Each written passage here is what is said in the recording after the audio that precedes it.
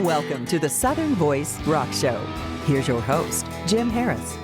We have a fun episode for you today.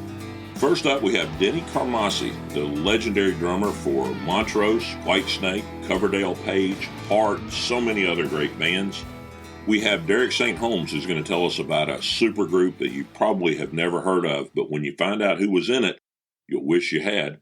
And then we're going to introduce you to two young rock bands that are making music that sounds like it came from the classic rock era. So, let's get started. All right, we want to welcome to the Southern Voice Rock Show the legendary man behind the drum kit, Denny Carmassi. Denny, welcome to the Southern Voice Rock Show. Well, thank you, Jim. It's a pleasure. It's a pleasure talking to you. Well, I am very appreciative of some of our mutual friends getting us connected and having an opportunity to talk with you because, you know, quite honestly, we could go through an entire episode just narrating the albums you've played on, the bands you've played with, the guest work you've done in studios. I mean, you have a pretty impressive book of business. Yeah, I guess I do. Looking back on it, it's been pretty amazing. So I got to play with a lot of great musicians. Your first studio album, you had a pretty iconic producer. Band was called Sweet Linda Divine, and your producer was the legendary Al Cooper. How did that come about? Oh, well, Linda got a record deal with, I think it was Columbia Records. And Al was one of the staff producers, and they gave him that project. I mean, that's a long time ago. It's hard to remember that far back. I didn't realize people were going to ask me about it. Our listeners will be familiar with Al from his early work with Leonard Skinner. Yeah. And Super Sessions, and I mean, he was a legendary guy. How was your stay in Montrose? It was tumultuous, you know. It was like, it was great in the beginning, and then cracks started to appear, and Sam and Ronnie didn't get along so hot, and it kind of just fizzled out. But in the beginning, it was great. I mean, it was just a good band, you know, good American rock and roll band. We delivered the goods. Oh, absolutely. I mean, you were on, I think, 4 Montrose albums that were legendary. Did Sammy leave and you chose to follow, or did you guys kind of get your heads together and decide to do your own thing collectively? Well, Sam left first, I think in 75, something like that. But we're good friends. I mean, we're still good friends to this day. I've known him for 50 years. We just kind of went our separate ways for a while, and then we hooked up a couple of times, and we've hooked up more than a few times over the years, you know, off and on. And the Sam you're referring to is Sammy Hagar. And then, of course, you were playing with Sammy when Sammy went solo, and this was before his Van Halen days. Yeah. Mid to late 70s. Yeah. Had some great albums there. You were on a couple of the tours with Sammy, correct? Yeah. I remember seeing you guys open for Boston, and it did not end well for Boston. Yeah. Well, Boston was a great band. Absolutely. But they had their hands full with you guys. Yeah. So you ended up, and we're not going to necessarily stay perfectly in chronological order, but you ended up on an album called St. Paradise with one of your good buddies, Derel St. Holmes. Yeah, Derek. Love Derek, man. A good guy. What a great album. Yeah, it was kind of an underrated record, but for its time, it was good. Agreed. Shortly after that, you ended up in Heart, and you were in Heart for about, 10 or 11 years? I think you were probably the longest tenured drummer in the band. Yeah, I think so. At that time, yeah. You guys knocked out several platinum albums and obviously had sold out tours all over the country. I would say that you and Mark, Andy's in the band Heart, definitely made your mark on rock and roll. Yeah, we did. I met Mark at the Seattle airport in 1981 or 82, something like that. And we had never met. And we've been buddies ever since. We've been good friends, and I talked to him quite a bit, a few times a year, and we had a good run there. Mark certainly is a highly credited musician as well. Yeah. As most people know, you ended up doing a tour in Whitesnake, but also Coverdale-Page. Yes. How was that? That was fairly short-lived, though, right, Denny?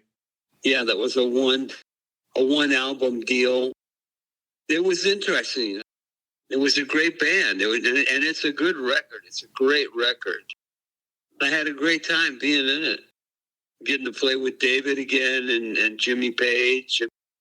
Just that alone is it's pretty cool, getting to play with a guy like that.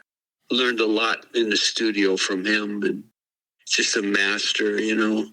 Of all the different stops in your career, is there one that stands out? Montrose was my favorite, I think. We were all about the same age, and we liked the same kind of music, and we just from day one, like the first day we got together to play as Montrose, it just clicked. I mean, it was right there. It was real easy. It was the first time out on the road, really, for me and Sam, too. We had a good time. We had a good time and played some good music. I always enjoyed the fact that in his early solo years, Sammy always included Bad Motor Scooter in his sets. Yeah. Now, that is a great jam song. It is. It was, yeah. A lot of folks may not be aware of this, but you also were a co-writer of one of the great rock standards in your days with Montrose, and that's the song Rock Candy. Rock Candy, yeah. That was interesting how that all came about. We had the song Rock Candy, but it was like a different arrangement. It was more up-tempo. It was different. And I had just gotten a hold of, I think it was Led Zeppelin 4. And I was fooling around with the drum beat of When the Levee Breaks. And Ronnie started playing that Montrose, you know, his guitar signature lick against that, what I was playing. And that's how that came about. As most people know, that song has been remade by countless artists. Yeah. But no one has ever beaten the original version, in my humble opinion. No. As one of the great drummers from the rock era, who are your favorite drummers? I go back to the drummers of like when I was a kid in the 50s. The Earl Palmer, Hal Blaine, those kind of guys. And then when Buddy Rich would be on a TV show, my dad would go, hey, come here, look at this guy. Watch this guy, you know. And the drummers of the 50s and the 60s, Al Jackson with Booker T and the MGs, and then the whole British invasion thing with like Ginger Baker and Mitch Mitchell and John Bonham influenced everybody. And jazz guys too. I was a Tony Williams fan. And you also have played with some of the world's greatest guitar players. I mean, Ronnie Montrose, Jimmy Page, Michael Schenker, Ted Nugent. I'm going to put you on the spot. Who stands out in that group? Oh. Jim, come on. I can't pick just one. They're all great players, you know, all those guys. Ronnie and Jimmy Page and Derek, all those guys, man. They each brought something unique to the table in their own styles. And I would say definitely Derek is one of the great underrated players. He's a great singer. He's a great entertainer. He's a good guy to hang with and just sit around and sing songs with. And unfortunately, I don't get to see him that much because we live in different parts of the country. But we talk, on the phone. We keep in touch. Adrian Vandenberg is another one I would put in that category. That's quite a talented group. Yeah. Over your career, I'm sure you had some moments that just really stand out. Was there ever a time that you were on stage either playing, about to play, or just played, where you just kind of looked out and said, man, I've made it? Was there one moment that just really stands out? No, not really. So many, right? Yeah, to walk on stage in front of that many people, just realize how blessed I was to play with those musicians over the course of my career that I got to play with. How do you feel about how technology has changed the music business today? Well, technology, it's, there's good parts of it, and then there's not so great parts of it. I'm an analog guy, where you had to give a performance from top to bottom, no punching in, no doing that kind of stuff. It's just different. The absence of today's technology back in the day, in the golden era, if you will, of rock and roll, shows exactly how good you guys had to be as musicians to deliver what you delivered, because you didn't have the help from technology that is available today. Yeah, right. You had to come up with the goods, man. You had to get that performance on tape from beginning to end. Once in a while, they'd let you cut tape. If there was a spot, if you had a couple of good takes and you wanted to combine them, the producers and the engineers would let you cut the tape. But that didn't happen very often. The work you produced, Denny, was just absolutely, and it's a word that's overused, but in this particular case it applies. It's simply iconic. The work that you did is just a part of the fabric of rock and roll. Well, I appreciate that, Jim. I really do. On behalf of all of us that are rock fans, we appreciate everything that you've done. Well, thank you. We've discussed you're considering yourself as pretty much no longer a road warrior, so a tour is probably not on the horizon, but you do still play around locally around your part of Oregon, correct? Yeah. I live in Southern Oregon, and it's not Portland. It's Southern Oregon. It's a lot different than up north. And where I live, there's a small music scene, and I play around with a group of people, get together like a couple times a month. And there's places to play around here. And like I said, I put my drums in the car, and I drive to the gig, I set them up, I play, I tear them down, put them back in the car, and go home. Like the old days. Absolutely. Well, Denny, I cannot thank you enough for taking time out of your day, sharing some of your rock stories, and just being with us and talking about some of the great music you've provided for us over the years. It's just, a true rock fan. You're on so many albums that are in our everyday playlist. Well, thanks, Jim. I appreciate that. It's been fun talking to you. Well, it has been an absolute pleasure. All right. Yeah. Denny Carmassi, everyone. This week's liner notes, we're going to take a look at the 1979 Blackfoot album, Strikes. That album went platinum and was the band's biggest seller, had a couple of well-known songs, Highway Song and Train Train. Train Train was written by leader Ricky Medlock's grandfather, Shorty, who also played the harmonica on the intro. In the song itself, the harmonica was played by Cub Coda, widely known as the lead singer of Brownsville Station, had a big hit in 1973 with Smokin' in the Boys' Room.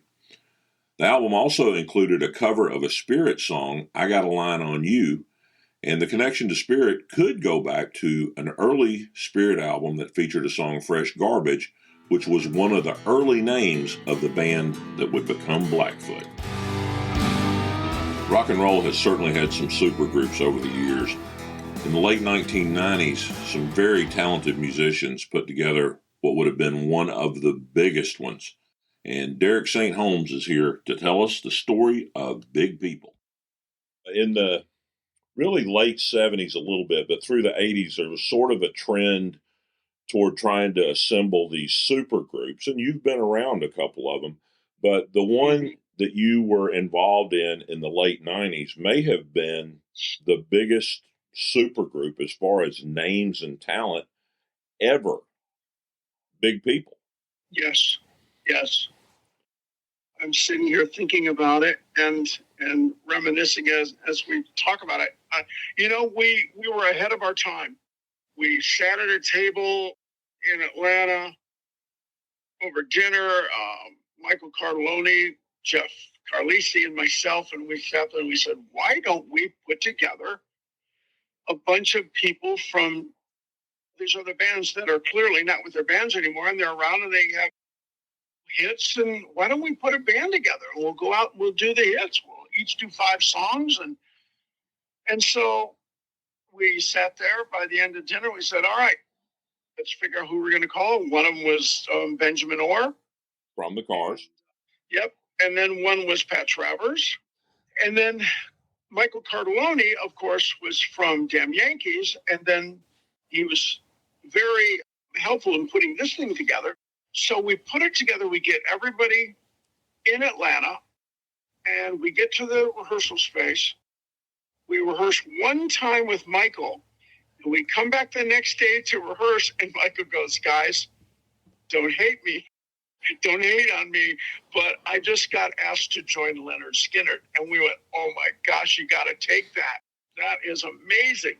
So at that point, we started to scratch our heads. We're going, okay, what? And then Pat Travers says, hey, Liberty DeVito, the drummer from Billy Joel. I went, yeah, he's incredible. What? He goes, he's looking to do something. And then, after the second rehearsal, we have Liberty DeVito and Michael Carloni joins Lynyrd Skynyrd. All good, fortunate things for everybody. It's just incredible. And I just saw Michael. We did a big fundraiser down in Fort Myers for the hurricane victims. And Ted Nugent, and it was also Lynyrd Skynyrd. So to see Michael again, and we just sat there for a second and reminisced how far we go back. But that was an incredible band. I think we were ahead of our time. I don't think agents knew how to sell us, which is sad because that's all agents do now, are try to sell these bands that were called supergroups. Well, unfortunately, Benjamin Orr was diagnosed with pancreatic cancer, and I think that just sort of took the steam out of the project, didn't it? It did. Understandably so. Right. He kept telling us, he said, guys, you've got to keep going. Got to keep my situation. Stop what we started. We just thought, I don't know. He was such a big part of it. It was a big family. And we tried, we had different people here and there, and we tried. When a key member of the band leaves, the band changes. And that also happened with the Ted Nugent crew. And it happens with many groups. I've explained it this way. Sitting in a card game, having a winning hand, and you change 1 or 2 cards and put new cards in there, it's a completely different hand, and it isn't the same anymore. That's kind of what happened with the Big People. Yeah, we just lost the steam for it and the heart for it. We thought about trying to resurrect something in the future, and who knows, we might, but whenever I get a chance to play with Jeff Carlisi from 38 Special, his songwriting and guitar playing is 38 Special. He's co-written and played on all the big 38 Special hits. To get together with Pat Travers, he's just an iconic songwriting guitar player, high energy, and such a nice guy. Derek, thank you so much for being back with us. In this week's covers, we want to recommend a remake of the 1960s classic Zombies hit, Time of the Season. In 2007, Tommy Shaw and Jack Blades from Damn Yankees released an album called Influence under the band name Shaw Blades. It's an entire album of covers, and Time of the Season, we think, is one that really stands out. It's worth a listen, so I hope you'll give it a shot. 7 Year Witch is a promising rock band out of upstate South Carolina, and today we have lead guitarist Bo Anderson with us. Bo, welcome to the Southern Voice Rock Show. Glad to have you with us. Thank you. Glad to be on. I hooked up with you guys a couple of years ago. I interviewed you for an article, and you were supporting a side project for Moses Moe of Mother's Finest, and since then I've had a chance to see you in a couple of other support roles. And the thing that really struck me is you guys are supporting bands that are traditional rock bands, Southern rock bands from back in the day. And the crowd that comes to see those people leaves the evening as 7 Year Witch fans. So I think that your all's music hits right in their wheelhouse. Is that what you find in your shows? Yes, that's definitely something we find that we're able to appeal to everybody. You know, our influences, naturally being a rock band, go back to as far as, you know, the early 70s, even before that, 60s, 50s, you know, heck, even some 40s music. Our influences, you know, go deep, and we also, obviously being younger men, like some more modern music as well. So we incorporate everything into our little stew, you can call our sound. Well, you guys have a lot of good tracks available on iTunes, and you just dropped a new single, 4 days ago? I believe so. I believe it was a May 20th. Yes, okay. May 20th, we dropped our newest single, Mark Cuban. That's the name of it. Well, it's a rockin' song. So was the objective that if he finds out you wrote a song named Mark Cuban, that you might get some free rides on one of his jets? That would be fun, but honestly, there was really no intention behind it. We needed to change the name, and we were going through the lyrics, and we didn't like how any of the lyrics sounded, so we just started, you know, making up random names for the song, and then we started naming celebrities, and Mark Cuban, something about that really just stuck. You know, we're all big Shark Tank fans and stuff, so something about his name stuck out, and, you know, the hook of the song is "Hell Raisins, what I had to do to make a stack." So that's talking about money and making money, come from the bottom to the top, and it seems like it fits. Well, you guys have certainly worked awfully hard. You've done a lot of tour dates, and I think last year you guys did a swing out west supporting Buck Cherry, which that had Indeed. to be good visibility. It absolutely was. That was our first time as 7 Year Witch going out to the West Coast. We're obviously an East Coast band. That's a long trek, but, you know, we got the opportunity through some insiders that we know and whatnot to go tour the West with them, and we took it. Limped our way out there and played all the shows. We got to play the Whiskey A Go-Go. That was our L.A. debut, was at the Whiskey A Go-Go, sold out for Buck Cherry. That was otherworldly. And then the next weekend we were playing Viper Room.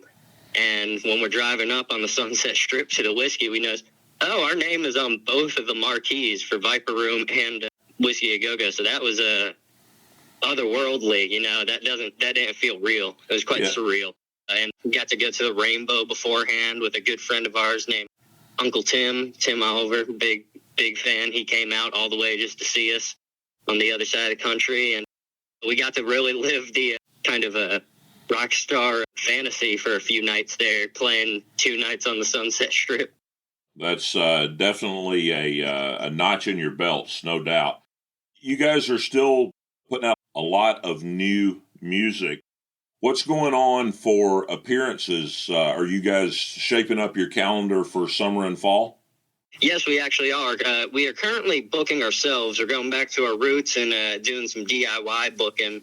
So we are trying to get to all these places that we got a bunch of fans in who have never gotten to see us live, or have gotten to see us once, but we've not had the opportunity to be back. You know, we're taking all that into our own hands and trying to reach all our fans in person that haven't gotten to see us or haven't gotten to see us in a long time. So that's been a tumultuous journey, but we're chugging along with that. We got to get shows. Otherwise, what's the point of being a band? You know, we're very much a live band, or a band that likes to play live. So, but we are working right now, you know, working our tails off. You know, we get home from our day jobs, get on the computer, start sending emails, and we are shaping up our summer calendar. And hopefully we'll be able to soon announce to some of our fans where we'll be playing this summer. Where's the best site for folks to keep tabs on news about the band and new tour dates and that type of thing? Absolutely. Any of our social medias, we're very active on there. We announce every show we're going to play and put up tour dates and everything on Instagram, Facebook, TikTok, all of that. And, of course, our website works as well. We try to keep that as up-to-date as possible. But Facebook, Instagram, our website, 7yearwitch.com, we post about any upcoming shows that we've got. I think it would be a drastic understatement even to say that you all put on a high-energy show. Well, thank you. That's in part to all the crack we smoke. I'm just kidding. I don't know if you want to keep that joke in, but I figured I'd make it anyways. Well, rock and roll's rock and roll. It's definitely a great rock show, but it's also great entertainment. Become more and more unusual to see a very active front man and a band that really moves and engages the audience, and you guys do that very, very well. Well, thank you. We personally, all of us, we find it hard to not get up there and be energetic and exciting when we're on stage. We're doing something that is all about energy, and I can't understand how some bands just stand there and play their songs. I gotta move. I gotta get it out somehow. So, Bo, are you guys working on anything new? Are you working on new music? Is there anything looming on the horizon for your fans? Well, so we actually have a backlog of a bunch of recorded music that we're slowly putting out in the form of singles, because the past year, our plan was, we have all these songs recorded, and we're going to use them to shop the labels and so on and so forth. But we had some interest, but nothing really come through. So we decided we're not going to wait anymore. Let's go ahead and put out all these songs we've already got professionally recorded in top-notch studios. We're just going to go ahead and put out what we've had for a while, and all the while we're still recording. We will have no shortage of new music coming out in the foreseeable future. Well, I would just say to our listeners, check the calendar and make it happen if 7 Year Witch has a gig near you, because you definitely will be glad you did. Absolutely. We'd love to see all y'all. Well, listen, thanks for taking the time to be with us today, and good luck on your stops. I know you guys are going to be in Metro Atlanta in early August with, I know, Derel St. Holmes. I'm not sure who else. I know you got some stuff coming up in the Southeast. There's a lot of opportunities for folks to see you. So if you will, keep us posted on what's going on and, new tour schedules and things like that, so we can pass that along to our fans. Absolutely. Yeah. For right now, what we have on the books that's announced, we have August 5th, Beaufort, Georgia, with Derel St. Holmes, as you mentioned. North Carolina on June 9th. And June 10th, we're back in Virginia Beach, which is home away from home for us. I know there'll be some great shows, and hopefully I'll make at least one or two of them. We hope to see you. All right, man. Well, listen, thank you again for taking the time. Have a great day, and keep us posted on what's going on. Absolutely. You too. Thank you so much. All right, Bo. Take care. Our hidden gem this week is from a band called LaRue. Originally called Louisiana's LaRue, their first album dropped in 1978 and had a couple of hit singles, New Orleans Ladies and Take a Ride on a Riverboat. Over their next few albums, they evolved into more of a classic rock sound, and by 1983's So Fired Up, they were serious rockers, and that is the album that we recommend, So Fired Up by LaRue. It's available on iTunes. Give it a listen. We think you'll like it. Them Dirty Roses is an up-and-coming rock band that will remind you of some of the great bands from rock's golden era. Today we have guitarist Andrew Davis with us. All right, Andrew, welcome to the Southern Voice Rock Show. Thanks for being with us. Thank you. I'm glad to be on. It's going to be a good time.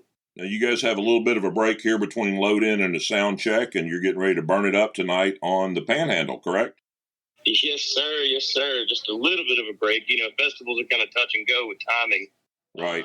It's either too early, too late, something. There's rain, there's storms, but that's what makes it fun and unpredictable. But rock and roll must go on. You guys are originally from Alabama. All of you are from Alabama? Yes, sir. We all grew up in the same town, Gadsden, Alabama. We all went to high school together. Some of us went to middle school together, and then James and Frank are brothers, so They grew up together. How long have you guys been playing as Them Dirty Roses? Well, I mean, it's kind of a difficult question because the idea's been around for quite some time. But, I mean, I'd say 2015 is really when we were like, okay, let's do this. Let's start booking gigs and stuff. And, you know, back then it was any gig that would have us. So it was a lot of cover gigs, 3-hour stuff. But 2019 is really when it launched into what it is now. We said, all right, let's take the plunge. We're doing original sets. Let's play our music. It's time let's take the leap. Let's see how much people like us. Are you all still living in Alabama, or have you migrated to Nashville or another town? We were up in Nashville for about 7-8 years. That's just kind of the place to be if you want to get something done in music around here. So we moved up there for a while, and we did all the pertinent things. You know, we got our manager, we got our agent, we've got the record label set up there. We did everything we needed to, and then everybody started missing home. So 3 of us are back in Alabama now, and I'm over in Georgia. You meet a girl, you know how that goes. Absolutely. Earlier this year, you dropped an album, Lost in the Valley of Hate and Love. iTunes calls it outlaw country. I've listened to the whole thing. I think it's got a little more crunch than typical outlaw country. I would call it full-blown Southern rock. What do you say? I would be inclined to agree with you. And that is no disrespect to outlaw country, because that is a wonderful genre all of its own. But I just don't think that that's us so much. You know, like you said, Southern rock and roll, Les Pauls and Marshalls, you know. That being said, what artists would you say are the biggest influences on Them Dirty Roses? That is kind of hard to say collectively as a group, because we all come from such different musical backgrounds. Like, personally, I grew up listening to, you know, Guns N' Roses and Ozzy and Pantera and Metallica and all that. And then also in that 90s alternative deal with like Third Eye Blind and some Pearl Jam and Alice in Chains. And so it's sort of varied for me. I know that everybody has their own little story. A lot of the guys grew up listening to soul music. A lot of them grew up listening to the Allman Brothers. And I mean, you know, we draw from anything that has instruments and has a story to tell, really. A couple of your acoustic numbers, I think, have a little Allman Brothers in the DNA. Yes, sir. That would be a pretty fair statement to make. For someone that's new to Them Dirty Roses, give me a couple of songs that you think they should listen to kind of give them a feel of what the band's like. Well, of course, you know, you've got the one that's burning through Spotify, Cocaine and Whiskey. But my personal favorites are more along the lines of like Good Life, Highway My Home, Black Magic Lady, Sunday Drunk, anything off the new record, honestly. Yeah, I mean, I think it's more in the direction that we are headed. Gotcha. You guys have been burning up the road, doing a lot of dates. Who have you toured with? Who have you supported so far? The list is kind of long. I mean, you know, we've done plenty of festivals where there's numerous people that I can't even remember. We just got off the road last year from a Cody Canada run. We're about to go out with Giovanni and the Hired Guns this year. We've got a Blackberry Smoke Festival coming up. We're just kind of all over the board. Looking at your website, you've got probably 36 dates published already for the year. So almost any place that someone lives, there's a potentially workable show for them. But you guys have a couple of biggies. You mentioned Blackberry Smoke. You guys are in the festival up at the Madison Regatta, and that's the 4th of July weekend, I think. And then you're also going to be at Sturgis, so that's some pretty big crowds. We're definitely looking forward to that, and it continues on. A bunch of stuff that we haven't announced yet is coming out for August and onward. That's going to be really exciting for us. And, of course, you know, there's always some new releases on the horizon, some new videos, and that's something to be on the lookout for. Anywhere that you are on social media, it'll get blasted to you, don't worry. Is it new material coming out, or is it videos of existing material, or a combination of the two? Combination of the two. You know, we're always writing, we're always recording, we're always in and out of studios in our free time because apparently we don't know how to relax. So we're doing a little bit of everything, man, and I'm excited about it. We've got some stuff in the can right now that I think is some of our best, and like I said, I'm really excited to see how people take it and just how the world responds to it. Well, you guys have a good selection of material available on iTunes, so it's easy for anybody to take you all for a test drive. For folks that want to keep up with the latest news on the band, what's the best place for them to find that information? Likely that's going to be our website, but our website's going to have the most up-to-date with all the databases and stuff. The website is themdirtyroses.com. I would suggest that all of our listeners give you guys a little sampling, because I think the folks that like the content that we cover primarily are really going to enjoy your music. I think they're going to feel a connection with it. Listen, good luck on your gig tonight and on the rest of your tour.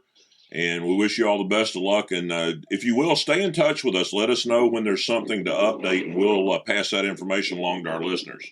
Yes, sir. Absolutely. I'd love to. And we'll have to sit down one day and get a little bit more than 10 minutes in so we can really, talk, get to know each other. Absolutely. Well, listen, thanks again for taking the time to be here. Knock 'em dead tonight, and stay in touch. Yes, sir. Thank you very much. I want to thank our guests, Denny Carmassi, Derel St. Holmes, Andrew Davis from Them Dirty Roses, and Bo Anderson from 7 Year Witch. And we'll be back next week with more rock and roll. Thanks for listening.